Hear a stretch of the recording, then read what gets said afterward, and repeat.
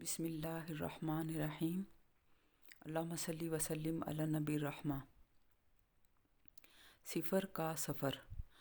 Corona virus نے پوری انسانیت اور دنیا کے ہر خطے میں جس طرح تباہی مچا دی ہے، ہر طرف ایک خوف و ہراس کی فضا قائم ہے، اس کی مثال دنیا کی تاریخ میں نہیں ملتی۔ جب بنی نوع انسان شکر کی روش کو چھوڑ کر ناشکری کی راہ کو اپناتی ہے تو قدرت اس کو جھنجھوڑنے کے لیے ایسے اقدامات کرتی ہے کہ جس سے اسے اپنی ہستی کی اوقات کا پتہ چل جائے۔ کرونا وائرس نے بلا امتیاز ملک، رنگ و نسل، امیر غریب، ترقی یافتہ اور پسماندہ ہر طرح کے طبقے کو صفر کے ہندسے پر لا کر کھڑا کر دیا ہے۔ ہر شخص اپنی اصل فطرت کی طرف لوٹ گیا ہے، اس لیے کہ اس کائنات کی سب سے بڑی حقیقت موت ہے، جس سے انسان نظریں چرا کر دنیا کے دھندوں میں اپنی اصل فطرت کو فراموش کر دیتا ہے۔ الہاکم التکاثر حتی زرتم المقابر۔ تمہیں کثرت کی ہوس نے ہلاک کر دیا، یہاں تک کہ تم نے قبریں دیکھ لیں۔ نفس امارہ اور اس سے منسوب برائیاں انسان کو قبر سے غافل رکھتی ہیں، یہاں تک کہ وہ اسے دیکھ نہ لے اور اسے حق یقین حاصل نہ ہو جائے۔ انسان دنیا کے دھوکے میں اپنے نفس کی غلامی کرتا چلا جاتا ہے۔ کرونا وائرس نے بھی سورہ تکاثر کی اسی صورت میں بیان کردہ صورتحال سے تمام انسانوں کو آشکار کر دیا ہے۔ اجتماعی سطح سے لے کر انفرادی سطح تک ہم سب صفر بن گئے ہیں۔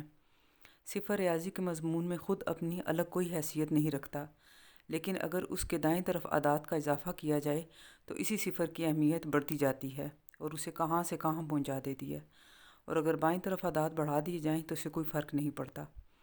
اسی لیے قرآن پاک میں اللہ تعالیٰ نے متعدد مقامات پر دائیں ہاتھ والے لوگوں کی فضیلت بیان فرمائی ہے اور انہیں اپنے مقربین میں شمار کیا ہے۔ یہی اہل جنت اللہ سے محبت کرنے والے اور اس کی محبت کے حقدار ہیں۔ دوسری جانب بائیں ہاتھ والے وہ بدبخت لوگ ہیں جن کی ساری کوششوں سے ہی غلط سمت کی جانب رہی اور وہ اہل دوزخ ہیں۔ اپنی ہستی کو صفر کرنے کی مثال بالکل اسی طرح ہے کہ جیسے فقیر اپنے کاسہ گدھا کو خالی رکھتا ہے کہ کب سخی کی نگاہ کرم اس پہ پڑے گی اور وہ اسے بھر دے گا۔